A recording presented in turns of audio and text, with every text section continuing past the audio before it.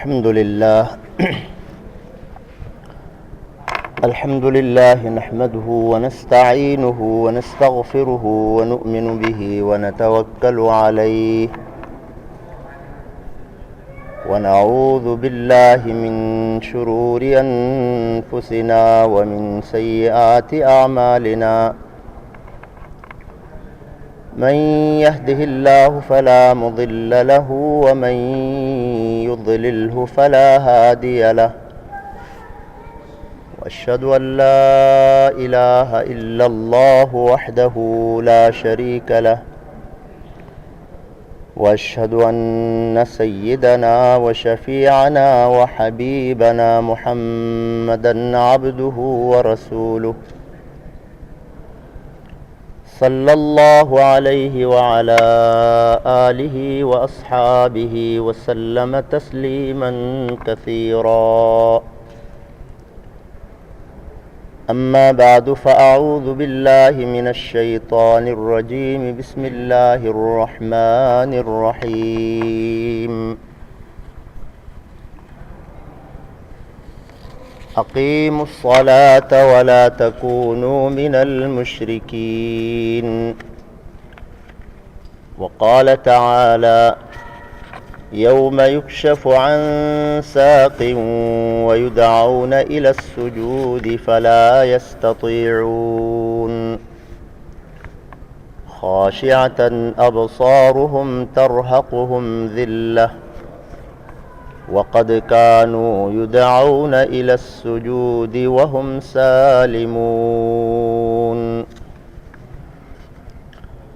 وقال النبي صلى الله عليه وسلم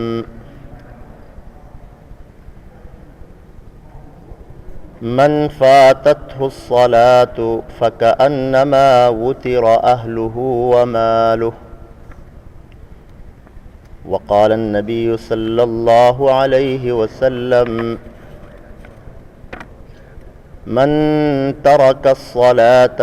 لقي الله وهو عليه غضبان صدق الله العظيم وبلغنا رسوله النبي الأمي الكريم محترم سامعین کرام،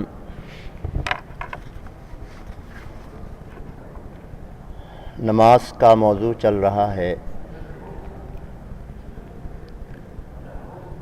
پہلے فضیلت اہمیت پر بات ہو چکی ہے، جزاک اللہ خیر۔ آج انشاءاللہ ترک نماز پر جو وعیدیں قرآن اور احادیث میں آئی ہیں اس کا آپ کے سامنے تذکرہ کروں گا، اور وعدہ اور وعید یہ دونوں چیزیں ضروری ہیں۔ جہاں فضیلت ہے، جہاں اہمیت ہے، تو وہاں اس عظیم الشان چیز کے ترک کرنے پر، چھوڑنے پر وعید بھی موجود ہوتی ہے۔ اس حوالے سے خاص طور پر نماز کے ترک پر جو وعیدیں قرآن میں آئی ہیں اور آپ صلی اللہ علیہ وسلم نے بیان فرمائی ہیں، یقیناً ان کو سننے کے بعد کوئی بھی مسلمان جس نے صدق دل سے لا الہ الا اللہ محمد الرسول اللہ پڑھا ہو، ارکان اسلام کا دل و جان سے، تصدیق قلبی، اقرار باللسان سے اس نے مانا ہو، تو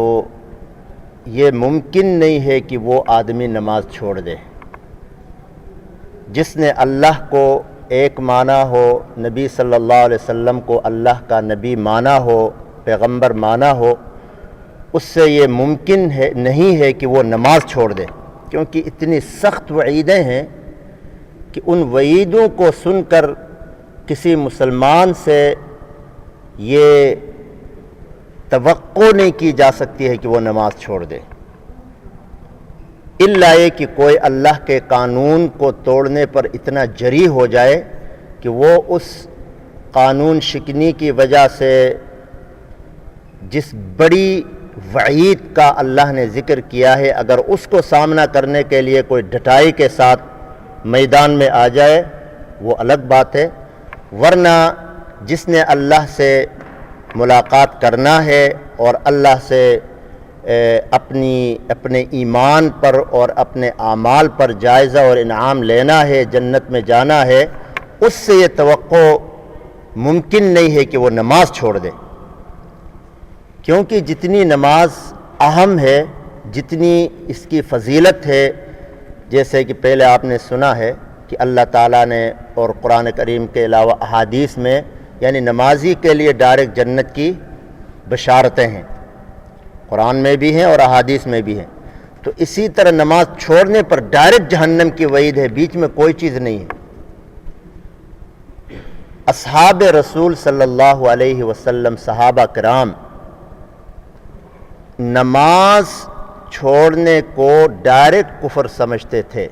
یعنی اس معاشرے میں نماز کا چھوڑنا تو تصور ہی نہیں تھا۔ اگر کوئی کان اصحاب رسول اللہ صلی اللہ علیہ وسلم لا یرون شیئا ترکہ کفرا غیر الصلاۃ،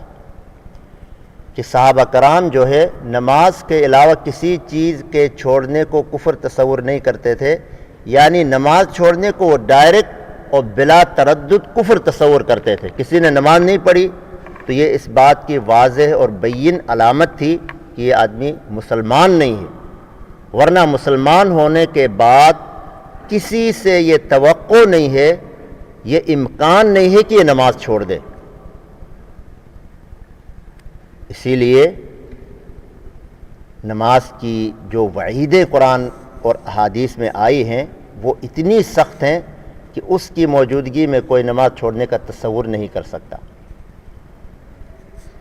قرآن کریم میں اللہ تعالیٰ نے فرمایا ہے کہ اقیموا الصلاۃ ولا تکونوا من المشرکین،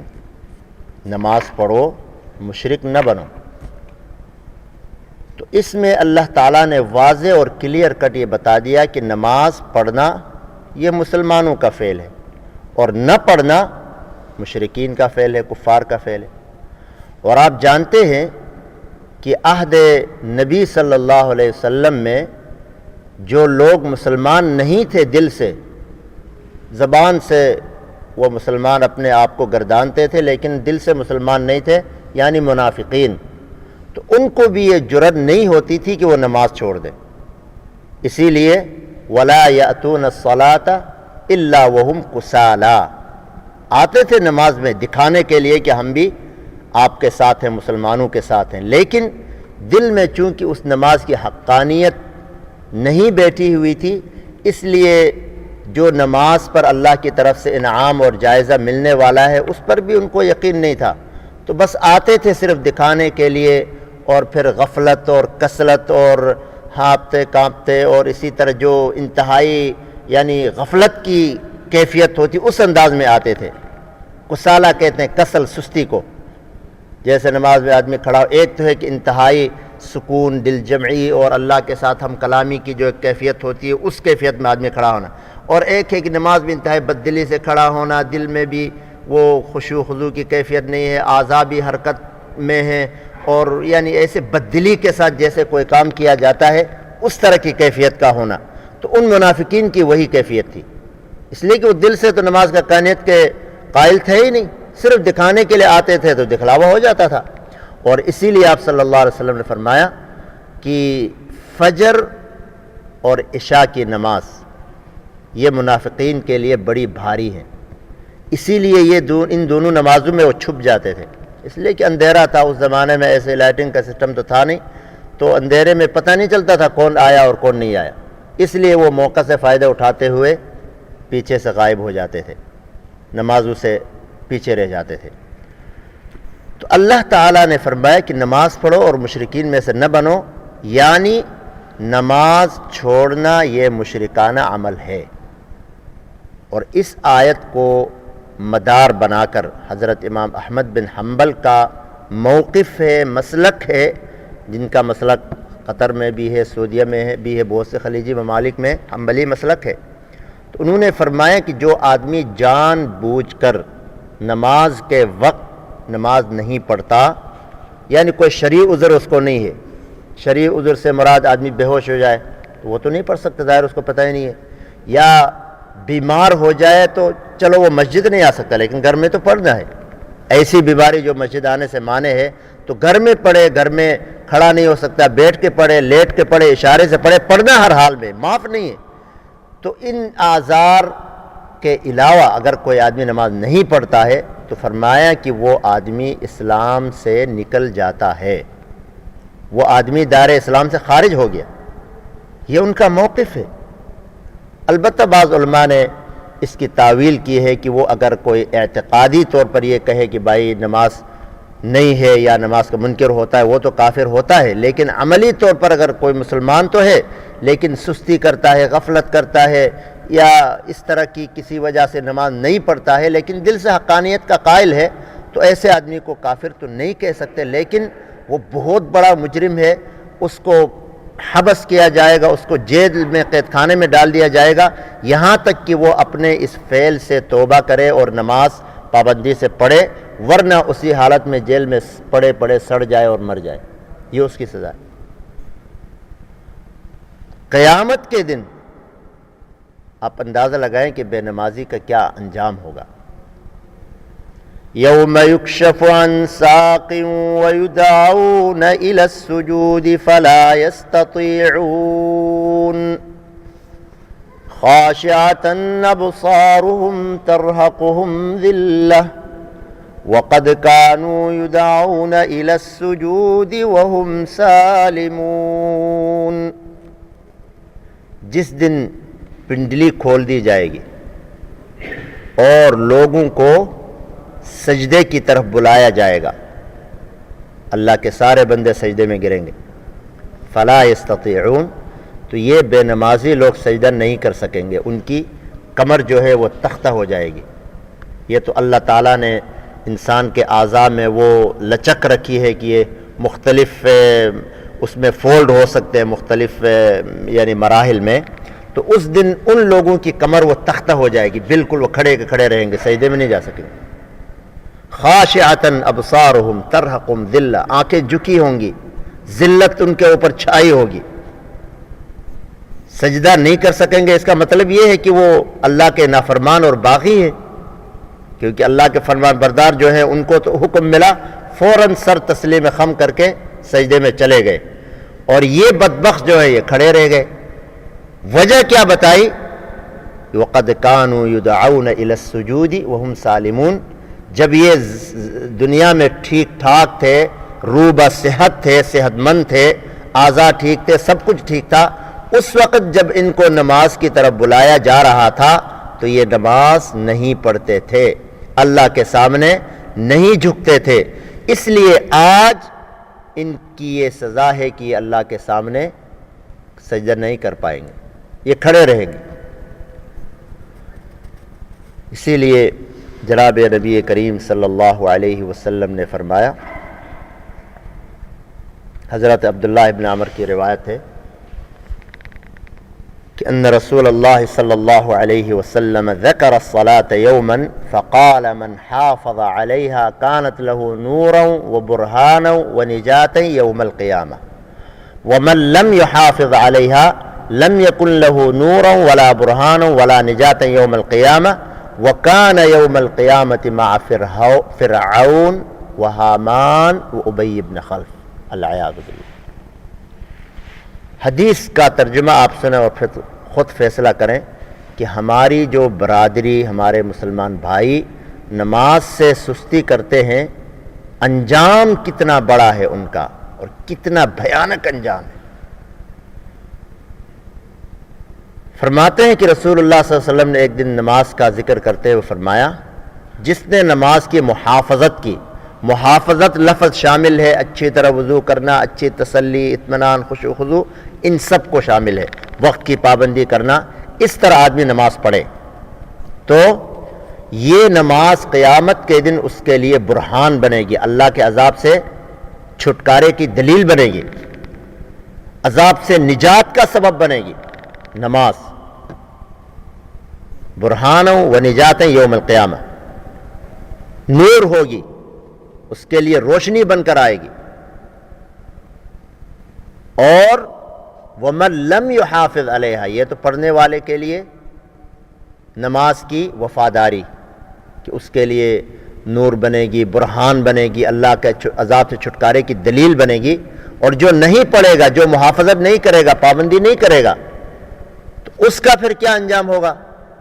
فرمایا لم یکن لہ نور ولا برہان ولا نجات یوم القیامہ، اس کے لیے نور، برہان اور نجات ہونا تو درکنار، بلکہ الٹا اس کا انجام یہ ہوگا وکان یوم القیامۃ مع فرعون وحامان وابی بن خلف، اس بدبخت کا انجام فرعون اور حامان اور ابی بن خلف کے ساتھ ہوگا جو بے نمازی ہے۔ اور یہ لوگ آپ جانتے ہیں کہ سرکشی میں، وقت کے نبی کی مخالفت میں بہت آگے تھے۔ فرعون کو آپ جانتے ہیں انا ربکم الاعلی، جس نے کہا تھا میں بڑا رب ہوں۔ تو جو دنیا میں اپنی بڑائی کی وجہ سے اپنے آپ کو بڑا سمجھتے ہیں، صدارت کی وجہ سے، کسی اور وجہ سے، جو اپنے آپ کو جن کے اندر بڑا پن ہے، اور بڑا پن کی وجہ سے جو نماز نہیں پڑھتے، تو وہ تو جائیں گے فرعون کے صف میں ڈائریکٹ جہنم، آگے آگے فرعون اور پیچھے پیچھے یہ سارے۔ اب جو اس کا انجام ہوگا وہ ان کا بھی ہوگا۔ اور حامان اس کا وزیر تھا، اب جانتے ہیں نا حامان، قرآن میں بھی اس کا ذکر آئے، وفرعون وحامان۔ تو جو اپنی وزارت کی وجہ سے، مصروفیات کی وجہ سے نماز نہیں پڑھتا تھا، وہ اس صف میں ہوگا، پھر آگے آگے حامان، پیچھے پیچھے یہ سارے۔ اور جو تجارت میں مشغولیت کی وجہ سے نماز نہیں پڑھتا ہے، جیسے کہ آج کل ہمارے اکثر تجار کو نماز کی فرصت نہیں ملتی ہے کاروبار کی وجہ سے، مصروف ہوتے ہیں آفیسز میں، نماز کے لیے جائیں گے تو کتنی کالیں مس ہو جائیں گی، کتنے لوگ ہمارے کاروبار میں ان کی جو ہے وہ شراکت نہیں ہو سکے گی، اس طرح کا ان کا کنسپٹ ہے، حالانکہ ایسا ہے نہیں، حالانکہ ایسا ہے نہیں، کیونکہ جو آپ کو رزق ملنے والا ہے وہ اللہ کی طرف سے مل ہی جاتا ہے۔ ایک نمازی دکاندار ہے، اگر وہ نماز کے وقت اپنی دکان بند کرتا ہے تو جو لوگ اس سے سودا لینے والے ہیں وہ نماز کے بعد آئیں گے، ان کو پتہ ہے یہ آدمی اس ٹائم نماز میں جاتا ہے، تو وہ نماز کے بعد آئیں گے، لیکن آئیں گے اسی کے پاس۔ اور جو اور جنہوں نے اس سے نہیں لینا ہے، بے شک وہ نماز چھوڑ کے بیٹھے، نماز ضائع کر دے، پھر بھی اس سے نہیں لیں گے۔ اسی طرح تجارت کے جتنے بھی تجارت کی شکلیں ہیں، تو جو لوگ تجارت کی وجہ سے نماز چھوڑتے تھے، قیامت کے دن ان کا انجام، ان کا حشر ابی ابن خلف کے ساتھ ہوگا۔ اور یہ وہ بدبخت تھا جس نے ایک گھوڑا پالا ہوا تھا، اور آپ صلی اللہ علیہ وسلم کو مکے میں کہتا تھا محمد کہ میں اس گھوڑے پر سوار ہو کر آپ کو ماروں گا، نعوذ باللہ، یعنی اتنی عداوت اور دشمنی تھی۔ اور پھر غزوہ احد میں جب اس بدبخت کو موقع ملا تو یہ صفیں چیرتا ہوا آیا، اور صحابہ نے دیکھا کہ ابی ابن خلف آ رہا ہے، اور اس بدبخت نے آپ سے وعدہ بھی کیا تھا، چیلنج بھی کیا تھا آپ کو، یہ تو آ رہا ہے۔ تو آپ صلی اللہ علیہ وسلم نے فرمایا آنے دو، آنے دو۔ جب قریب آیا تو آپ صلی اللہ علیہ وسلم نے کسی سے برچھا لیا، اس کو مارا، تو اس کو تھوڑا سا زخم لگا، اور ایسا چیختا ہوا، لڑکتا ہوا، گرتے پڑتے اپنے لوگوں کے پاس پہنچا،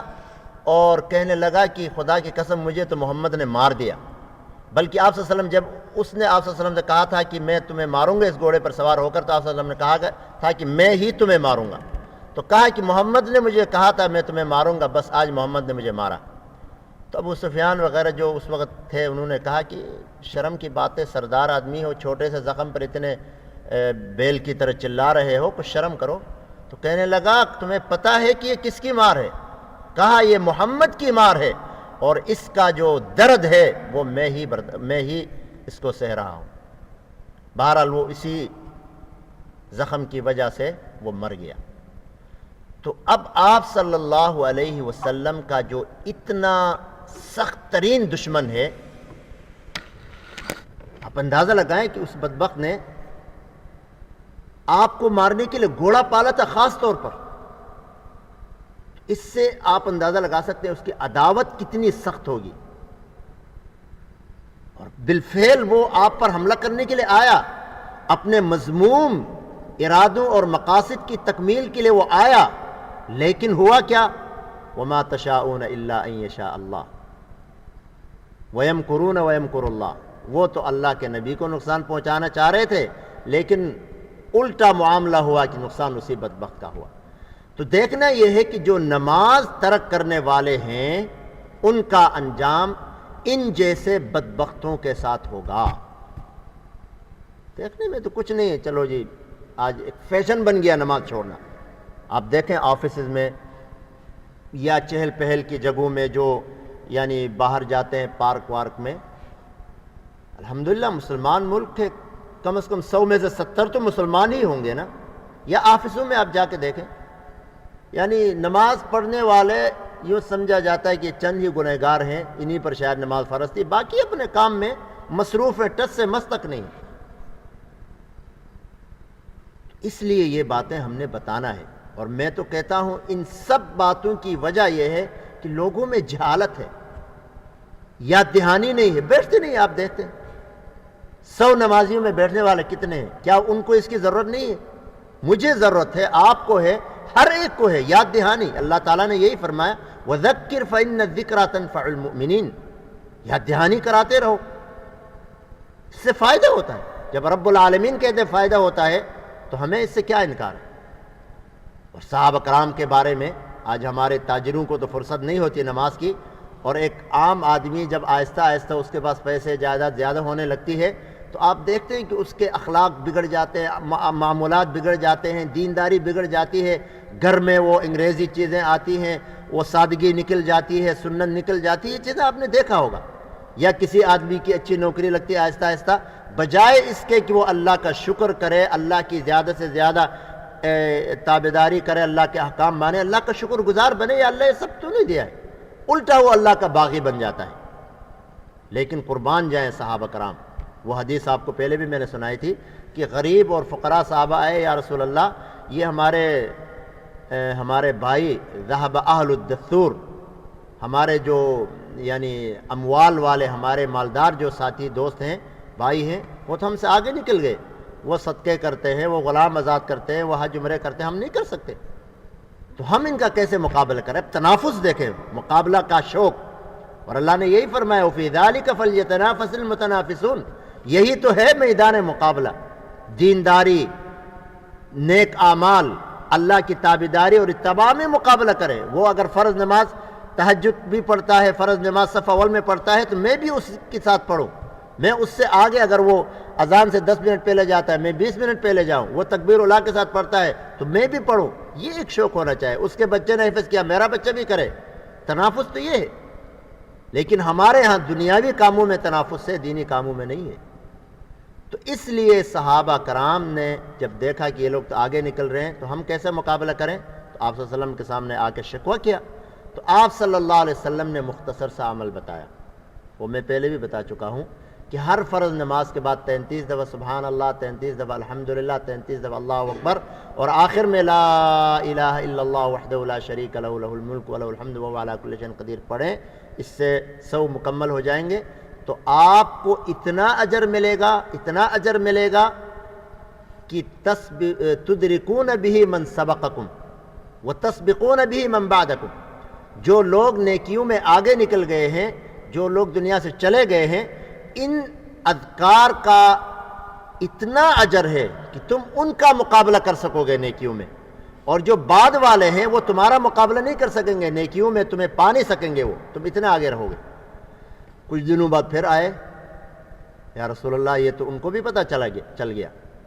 اب وہ بھی کرنے لگے۔ تو آپ صلی اللہ علیہ وسلم نے فرمایا کہ جب اللہ ان کو دے رہے ہیں، ذالک فضل اللہ یؤتیہ من یشاء، تو میں کیسے ان کو روک سکتا ہوں؟ اب یہ نہیں کہ مالداری کی وجہ سے، تجارت کی وجہ سے، پیسوں کی وجہ سے، حساب و کتاب کی وجہ سے وہ پیچھے رہ گئے، موقع نہیں مل رہا، کچھ نہیں،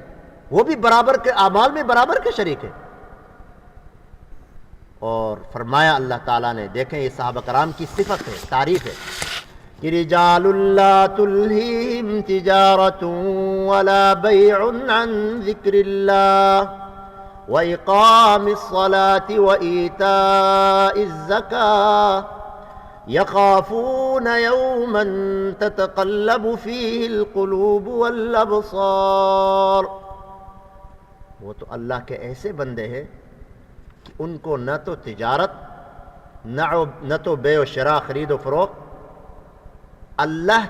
کے حکم کو بجا لانے سے نہیں روکتی، غفلت میں نہیں ڈالتی تجارت۔ لا تلہیہم تجارہ ولا بیع عن ذکر اللہ، اللہ کو یاد کرنے سے، وإقام الصلاة، نماز پڑھنے سے، وإیتاء الزکاة، زکوٰۃ دینے سے، تجارت اور بے و شراء ان کو غافل نہیں کرتی۔ یعنی وہ تجارت بھی کر رہے، اپنا ذکر بھی کر رہے، اپنی نمازیں بھی پڑھتے ہیں، زکوٰۃ بھی دیتے ہیں، یعنی اللہ کی اطاعت میں بھی وہ پیچھے نہیں، اس لیے کہ یخافون یوما تتقلب فیہ القلوب والابصار، وہ اس دن سے ڈرتے ہیں جس دن دل اور آنکھیں پلٹ جائیں گی۔ قیامت کے دن سے ڈرتے ہیں، حساب و کتاب سے ڈرتے ہیں، اس لیے تیاری کرتے ہیں۔ مالداری کا یہ مطلب تو نہیں کہ آدمی اللہ سے غافل ہو جائے، اسی لیے صحابہ کرام اپنا تجارت وجارت سب کرتے تھے، لیکن جو ہی اذان ہوئی سب کچھ چھوڑ چھاڑ کے فوراً مسجد کی طرف۔ اذان کے بعد پھر کوئی کام رکاوٹ نہیں ہونے دیتے تھے، اور اسی لیے اللہ تعالیٰ نے فرمایا یا ایھا الذین آمنوا اذا نودی للصلاة من یوم الجمعہ فاسعوا الى ذکر اللہ وذروا البیع ذالکم خیر لکم ان کنتم تعلمون۔ کہ ایمان والو، خاص طور پر جمعے کا دن اہم ہے، جب جمعے کے دن اذان ہو جائے، نماز کے لیے بلایا جائے تو پھر دوڑ کے چلو، پھر تاخیر نہ کرو۔ اسی لیے جمعے کی اذان کے بعد خرید و فروخت کرنا حرام ہے۔ فاسعوا الی ذکر اللہ وذروا البیع، چھوڑ دو خرید و فروخت کو۔ اگر تم جانتے ہو تو یہ تمہارے لیے بہت اچھا ہے، اسی میں تمہاری بہتری اور بھلائی، لیکن اس کا مطلب یہ نہیں کہ بس نمازوں میں لگے رہو، خرید و فروخت کو چھوڑ دو۔ فَإِذَا قُضِيَتِ الصَّلَاةُ فَانتَشِرُوا فِي الْأَرْضِ وَابْتَغُوا مِن فَضْلِ اللَّهِ، جب نماز ختم ہو جائے تو پھر زمین میں پھیل جاؤ اور اللہ کا رزق تلاش کرو، خرید و فروخت کرو، تجارت کرو، بے و شراء کرو، پھر منع نہیں، لیکن یہ خرید و فروخت نماز میں رکاوٹ نہیں بننی چاہیے۔ تو اسی پر قیاس کریں، ہماری نوکریاں، ہمارے دوسرے کام جتنے بھی ہیں، نماز آئے تو ہر چیز کو چھوڑ چھاڑ کے اللہ کے لیے نکل کھڑے ہو، کیونکہ اللہ اکبر کا مطلب یہ ہے کہ اب اللہ ہی ہر چیز سے بڑے ہیں، نہ تجارت بڑی ہے، نہ نوکری بڑی ہے، نہ کوئی اور کام بڑا ہے، اب بس اللہ کی تابعداری اور اتباع کے لیے، حکم کی بجاوری کے لیے چل پڑو۔ اسی لیے فضائل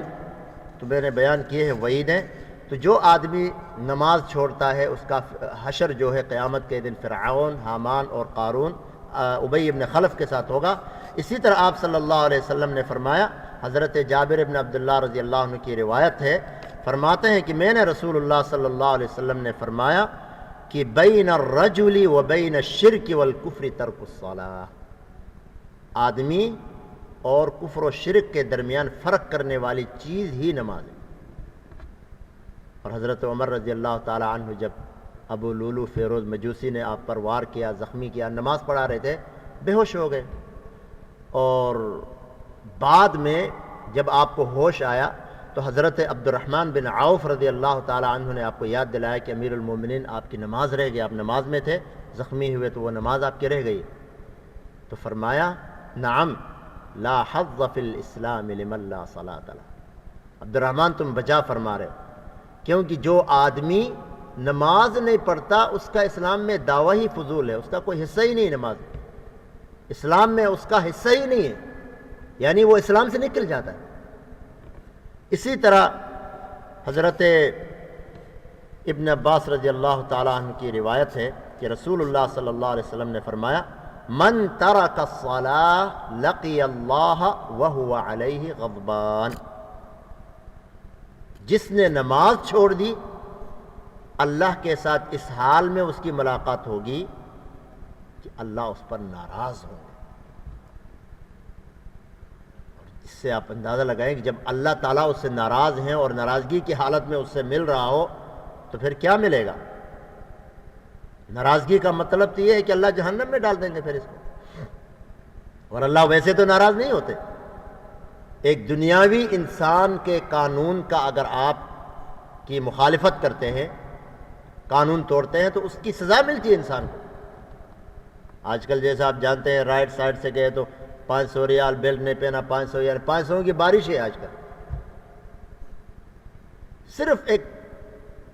ملکی قانون کی مخالفت پر آپ کو اتنے جرمانے ادا کرنے پڑتے ہیں۔ تو اللہ تعالیٰ کے اتنے عظیم الشان قوانین کا احترام نہ کرنا، قوانین کا مجرم بننا، کیا کوئی معنی نہیں رکھتے ہیں؟ اس پر کوئی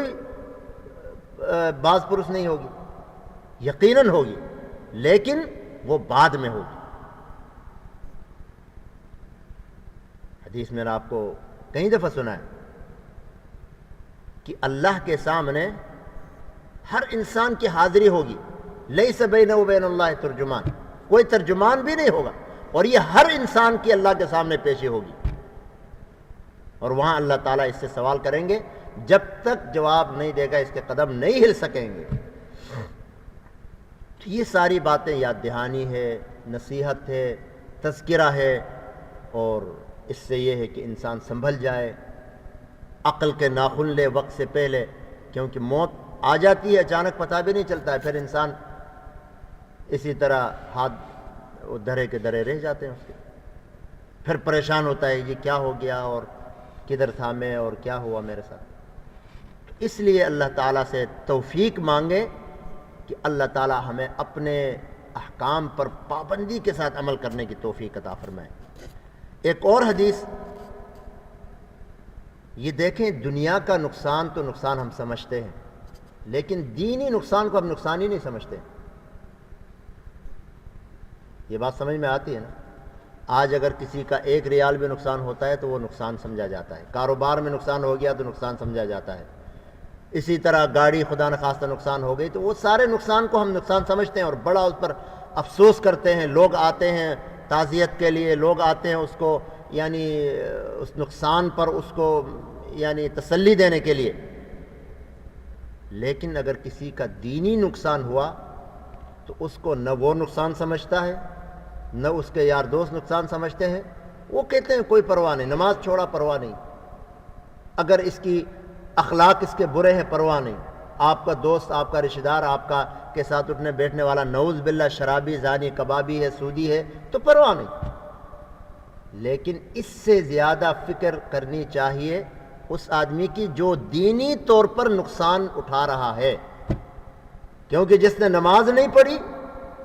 جہنم اس کے سامنے بالکل بلا شک و بلا تردد، یہ اللہ کا قرآن کہتا ہے۔ جس نے سود کھایا جہنم اس کے انتظار میں، مرنے کی دیر ہے۔ اسی طرح جتنے بھی محارم ہیں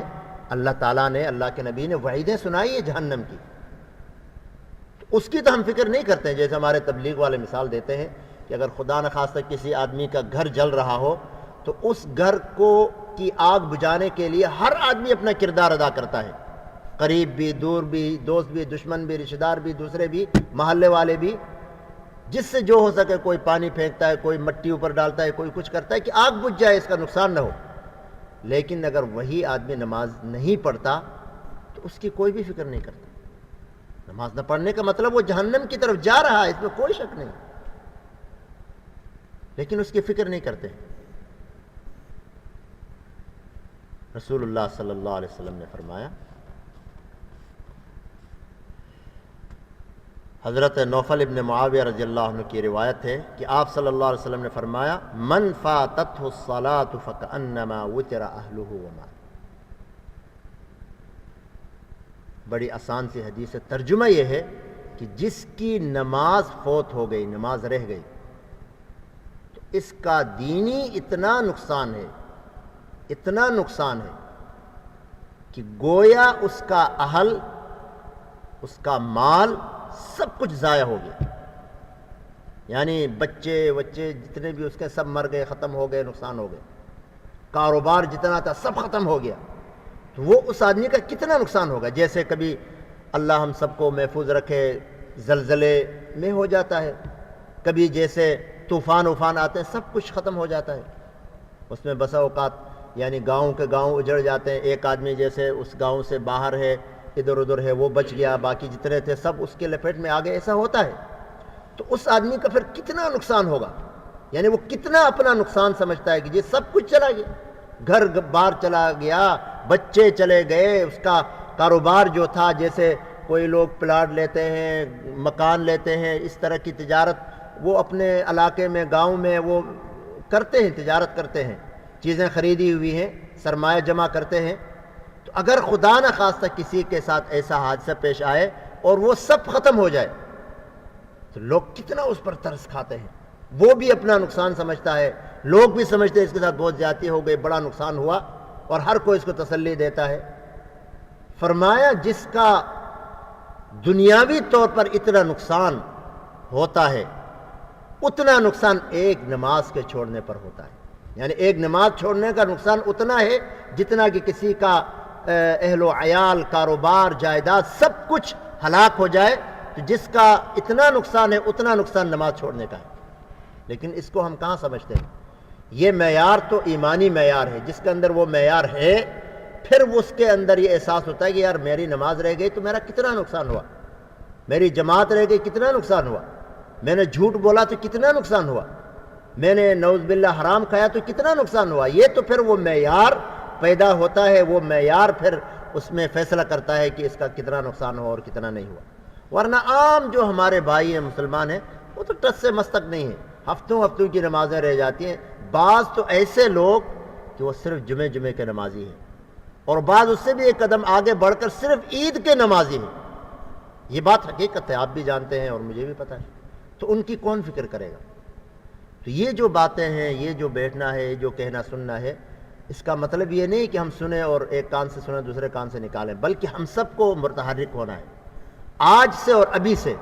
اگر خدا نخواستہ گھر میں بیوی نماز نہیں پڑھتی ہے تو شوہر اس کی فکر کرے. ورنہ یہ کتنی بے وفائی ہوگی کہ شوہر اپنی تو فکر کرتا ہے، خود تو جنت کے لیے کوشش کرتا ہے، اور شوہر بیوی کو کہتا ہے جا تو جا جہنم میں، پرواہ نہیں.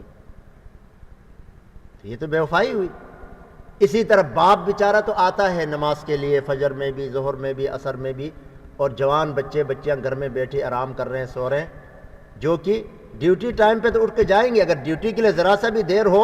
اور خاص طور پر ایسی ڈیوٹی کی جہاں سے اگر دیر کرے تو نکالا جاتا ہے، جیسے پولیس ادھر جیسے سزائیں ملتی ہیں، وہاں تو پھر اس کو ٹھڈے مار کے اٹھاتے ہیں، بھائی اٹھو، دفعہ ہو جاؤ، جلدی جاؤ ورنہ تمہیں نوکری سے نکالیں گے. لیکن نماز کے لیے کہتے ہیں نہیں ابھی آیا ہے بیچارہ، نیند پوری نہیں، سونے دو. تو اب اس باپ کی ایک ذمہ داری تو ہے، کلکم راع وکلکم مسئول عن رعیتہ، ہر ایک نگران ہے اور اس کی نگرانی کے بارے میں پوچھا جائے گا. یہ الگ ہے، اس سے پوچھا جائے گا کہ تم نے بیٹی کو، بیٹے کو، بیوی کو، فلاں کو تم نے کیوں نہیں بتایا، کیوں نہیں ان کو نماز کی طرف لایا، کیوں نہیں ان کے اخلاق کی تم نے کا خیال رکھا. وہ الگ سوال ہے. لیکن اگر خدا نہ خواستہ یہ ان کے جو پیچھے والے ہیں وہ بے نمازی ہونے کی وجہ سے، حرام خوری کی وجہ سے، کسی وجہ سے جہنم کے چلے گئے اور یہ جنت میں آ گیا، تو پھر یہ ہے کہ ایسا آدمی بھی پھر اس کا یہ بڑا جرم ہوگا، جیسے ہو رہا ہے آج کل. اس لیے خود بھی کامیاب ہونا ہے اور دوسروں کی کامیابی کی بھی فکر کرنا ہے. آپ صلی اللہ علیہ وسلم کی رسالت کا، دعوت کا منشا ہی یہی تھا کہ خود بھی کامیاب، دوسروں کو بھی کامیابی کی طرف لانا ہے. یہ نہیں ہے کہ میں تو جنت میں جاؤں اور تو جہنم میں جاؤں. اور آپ صلی اللہ علیہ وسلم نے فرمایا لا یؤمن احدکم حتی یحب لاخیہ ما یحب لنفسہ، کوئی آدمی اس وقت تک کامل مومن بن ہی نہیں سکتا جب تک وہ اپنے دوسرے بھائی کے لیے بھی وہی پسند نہ کرے جو وہ اپنے لیے کر رہا ہے۔ اب میں تو اپنی کامیابی چاہتا ہوں، دنیا آخرت کی، دنیا میں بھی مزے ہوں، آخرت میں بھی مزے ہوں، اور دوسروں کے لیے اگر میری یہ سوچ نہ ہو، میں اگر یہ کہوں کہ جائیے جانے اس کا کام، تو پھر وہ جو بنی اسرائیل کا ایک شخص تھا کہ جس کے بارے میں بستی کے بارے میں فیصلہ ہوا، بنی اسرائیل کا تھا، بہرحال پرانی قوموں کا تھا، یہ حدیث میں واقعہ ہے کہ اللہ نے فیصلہ کیا کہ فلاں بستی کو سزا دی جائے، فرشتوں کو بھیجا وہاں جا کے کہ ان کو اٹھاؤ اور الٹا پٹخ دو نیچے۔ تو گئے تو دیکھا ایک آدمی ایسا ہے کہ وہ بالکل اللہ والے، کبھی اس نے گناہ کیے ہی نہیں۔ پھر اللہ کے پاس گئے، یا اللہ نعوذ باللہ، یعنی ایسا تو ہو نہیں سکتا۔ بہرحال وہ انہوں نے مراجعہ کیا کہ اللہ وہاں تو ایک آدمی ایسا بھی ہے کہ اس نے کبھی آپ کی نافرمانی نہیں کی۔ تو اللہ نے فرمایا اقلبھا علیہ وعلیہم، اس آدمی سمیت اس بستی کو الٹا پٹخا دو۔ نافرمانیاں زیادہ ہوئی، عذاب کا فیصلہ ہوا۔ تو وجہ یہ بتائی کہ یہ ایسا بندہ ہے کہ میری نافرمانیاں ہوتی رہی، گناہ ہوتے رہے، جرائم ہوتے رہے، لم یتمعر فی ساعۃ قط، کبھی بھی اس کے پیشانی پر، یعنی پیشانی پر بل تک نہیں آئے کہ اللہ کی نافرمانی کیوں ہو رہی ہے۔ اس نے اپنی تو فکر کی، دوسروں کی فکر نہیں کی۔ اور آپ صلی اللہ علیہ وسلم کے بارے میں آپ نے سنا ہوگا کہ آپ کے دل میں ایک حرقن ہوتی تھی ہمیشہ، ایک یعنی امت کے لیے عزیز، ان کا عزیز المرجل، جیسے ہانڈی پکتی ہے تو اس کی آواز آتی ہے، اسی طرح آپ صلی اللہ علیہ وسلم کے اندر سے آواز آتی تھی۔ ظاہر ہے امت کا درد تھا، امت کی فکر تھی، اسی لیے آپ ایک نہیں دو نہیں بار بار جاتے تھے لوگوں کے پاس جاتے تھے، ان کو دعوت دیتے تھے، ان کو ہدایت کی طرف بلاتے تھے، ان کی، حتیٰ کہ اللہ تعالیٰ کو کہنا پڑا کہ لعلک باخع نفسک الا یکونوا مؤمنین، اے محمد آپ اپنے آپ کو ہلاک ہی کر ڈالیں گے ان کے ایمان کے لیے کہ ایمان نہیں لا رہے۔ اتنا زیادہ آپ تکلیف اٹھاتے تھے، تھکتے تھے، ساری تکلیفیں برداشت کرتے تھے، لوگوں کی ہدایت کی فکر سوار تھے۔ لیکن ہم آپ کے امتی، ہم کہتے ہیں مر رہا ہے مرنے دو، بے نمازی ہے پرواہ نہیں ہے، سود کھاتا ہے کھانے دو، اور جھوٹ بولتا ہے بولنے دو۔ یہ ہماری ذمہ داری ہے کہ ہم ان کی فکر کریں، اور یاد رکھیں اگر ہم نے ان کی فکر نہیں کی تو کل ہم بھی برابر کا ہم سے بھی مواخذہ ہوگا، کیونکہ وہ تو جاہل ہیں، غافل ہیں۔ اگر وہ نہیں آتے ہیں تو جن کو اللہ نے روشنی دی ہے، علم دیا ہے، جن کو دین دیا ہے، وہ ان کی فکر کریں گے۔ ورنہ اگر ہم یہ توقع رکھیں کوئی بے دین ہی بے دین کو ٹھیک کرے گا، بے نمازی کو ٹھیک کرے گا، یہ تو ہو نہیں سکتا۔ اسی لیے یہ وعیدیں آپ نے سنی ہے، میں نے ساری بھی ظاہر ہے آدھا گھنٹے میں تو پوری بات نہیں بیان کی جا سکتی، جو خاص خاص ہے وہ آپ کے سامنے میں نے رکھا ہے۔ اسی طرح آپ صلی اللہ علیہ وسلم نے فرمایا کہ العہد الذی بیننا وبینہم الصلاۃ فمن ترکہا فقد کفر، ہمارے اور کفار کے درمیان جو ہے وہ عہد جو ہے وہ صرف نماز ہی ہے، جس نے نماز چھوڑا گویا اس نے کفر کیا۔ یہ الفاظ واضح صریح الفاظ ہیں۔ تو اب ان جیسے صریح الفاظ کی موجودگی میں نہ کسی تعویل کی ضرورت ہے، نہ کسی وضاحت کی ضرورت ہے کہ ترک الصلاۃ فقد کفر، بین الرجل و بین الکفر والشرک ترک الصلاۃ، اور اسی طرح وہ قارون اور فرعون والی جو حدیث، حامان اور فرعون والی حدیث، تو اس طرح کی جو وعیدیں آئی ہیں ظاہر ہے یہ بالکل سچی ہے، اس میں کوئی شک نہیں ہے۔ آپ صلی اللہ علیہ وسلم کے بارے میں خود اللہ نے فرمایا کہ وما ينطق عن الهوى ان هو الا وحی یوحى، آپ جو بھی بات کرتے ہیں گویا وہ اللہ کی طرف سے وحی ہوتی ہے، اللہ تعالیٰ آپ سے کہلواتے ہیں، تو یہ بھی گویا وحی ہے جو آپ صلی اللہ علیہ وسلم سے اللہ نے کہلوایا ہے۔ تو ہمارا اس پر 100% ایمان ہے کہ اللہ نے بھی سچ فرمایا، اللہ کے نبی نے بھی سچ فرمایا۔ اب یہ ہے کہ ہم سب مل کر ایک جماعت کی صورت میں کوشش کریں کہ لوگوں کی اصلاح، کم از کم ان کو نمازی بنا دیں، بس مسجد میں لائیں۔ اور آپ جانتے ہیں ہر انسان کا مزاج کوئی ترغیب سے آتا ہے، کوئی وعید سے آتا ہے، کوئی ذرا سی خدمت سے آتا ہے، ایک چائے پلایا اس کو لے جا کے اور نماز کے لیے لے آئے، تو یہ بھی آپ کی ایک حکمت ہے دعوت کی، حکمت دعوی اسے کہتے ہیں۔ گھر میں دعوت کی، چلو اس طرح پھر بات چلائی، اسی طرح کے ایک دو بیان کسی کے سنائے، اور یہ ہمارے اللہ تعالیٰ نے جزا خیر بھائی حیات صاحب یہ اس کو اس میں ڈالتے ہیں یوٹیوب میں مفتی شفیع الرحمان کے نام سے، تو آپ بھی سنائیں گھروں میں، اپنے گاڑی میں سنیں، ایک دفعہ سنی ہوئی بات آپ دوبارہ سنیں گے تو آپ کے ذہن میں پکی ہو جائے گی، پھر آپ بھی داعی بنیں۔ کیونکہ ہم نے 2 لفظ پڑھے ہیں آپ کے سامنے کہ ہم نے کہا کہ ہم نے تو اپنا حق ادا کر دیا، لیکن اب آگے آپ کی ذمہ داری شروع ہوئی، آپ بھی اس کو اسی طرح پھیلائیں۔ تو بہرحال ہم سب کا مشترک کام ہے، خاص طور پر نماز کے بارے میں تو ہم بالکل سستی نہ کریں، نہ خود کریں اور نہ کسی کو کرنے دیں، یہ ہماری ذمہ داری ہے۔ اس لیے کہ اس کے بارے میں وعیدیں آپ نے سنی کتنی سخت ہیں. نماز چھوڑنا کفر میں جانا ہے بالکل. اور حضرت امام احمد بن حنبل رحمہ اللہ کا مسلک میں نے آپ کو بتایا کہ وہ فرماتے ہیں جس نے جان بوجھ کر نماز چھوڑی اس کا وہ دائر اسلام سے نکل گیا, اس کا نکاح ٹوٹ گیا, اس کی بیوی سے دوبارہ نکاح کرنا پڑے گا اس کو. تو بہرحال اللہ تعالیٰ سے دعا ہے کہ اللہ تعالیٰ مجھے اور آپ کو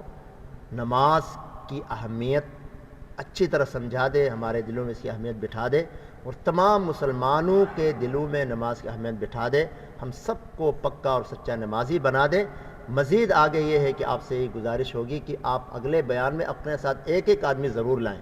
تاکہ آپ کا اتنا بڑا محلہ ہے, اسی حساب سے اگر لوگ نہیں تو کم از کم کچھ تو آ جائیں نا, آدھے تو آ جائیں, کیونکہ ان باتوں کا میں بھی محتاج ہوں, آپ بھی محتاج ہیں, کوئی بھی اس سے بری الذمہ نہیں. تو ہم بری الذمہ تب ہوں گے جب ہم حق ادا کریں گے.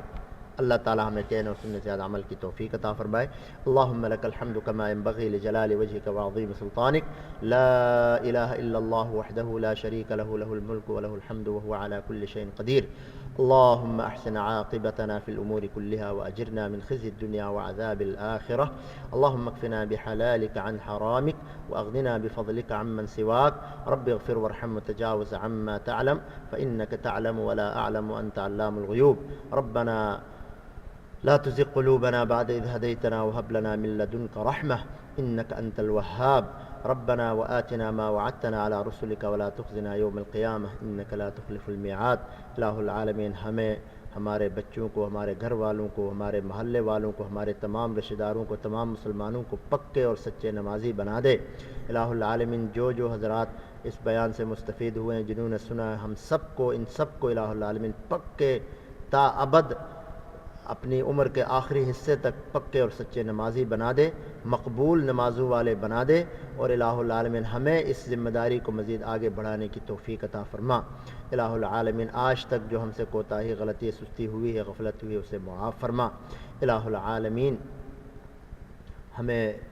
مطلوبہ نمازیں پڑھنے کی توفیق عطا فرما. جس کیفیت کے ساتھ نمازیں قبول ہوتی ہیں, مقبول ہوتی ہیں, اس طرح ہمیں نمازیں پڑھنے کی توفیق عطا فرما. پروردگار ہمارے حاضرین کے دلوں میں جتنی بھی نیک خواہشات, جذبات, تمنائیں اپنے غیب کے خزانوں سے پورا فرما. الہ العالمین تمام عالم اسلام کے مسلمانوں کی انفرادی اور اجتماعی طور پر حفاظت فرما. الہ العالمین جو لوگ اپنے دین کی خاطر, اپنے ملک کی خاطر, الہ العالمین اپنے اسلامی سرحدات کی خاطر لڑ رہے ہیں, الہ العالمین ان سب کی مدد فرما. الہ العالمین جو لوگ ظلم کی چکی میں پس رہے ہیں, ان کو جلد از جلد وہاں سے آزادی نصیب فرما. الہ العالمین ہمارے سوریہ کے مسلمان بھائی اور ہمارے کشمیر کے مسلمان بھائی, اور اسی طرح جہاں جہاں بھی اس طرح کے حالات تھے, ان سب کو الہ العالمین اس ظلم کے چنگل سے آزاد فرما. اور الہ العالمین ہمارے یمن کے اندر, عراق کے اندر اس وقت جو حالات ہیں, پروردگار وہاں کے جو سچے مخلص مسلمان ہیں ان کی مدد فرما. الہ العالمین ہم سب کو کہنے اور سننے سے زیادہ عمل کی توفیق عطا فرما. وصلی اللہ تعالی علی خیر خلقہ محمد وآلہ وصحبہ اجمعین برحمتک یا رب. اچھا, وہ جو بھائی نے بات کی تھی کہ بیان 5 منٹ بعد کیے جائے, تو اس بارے میں کیا رائے ہے؟ بات میں کریں یا لوگ چلے جائیں گے؟ کیونکہ ان لوگوں کو ویسے تھوڑی بہت تکلیف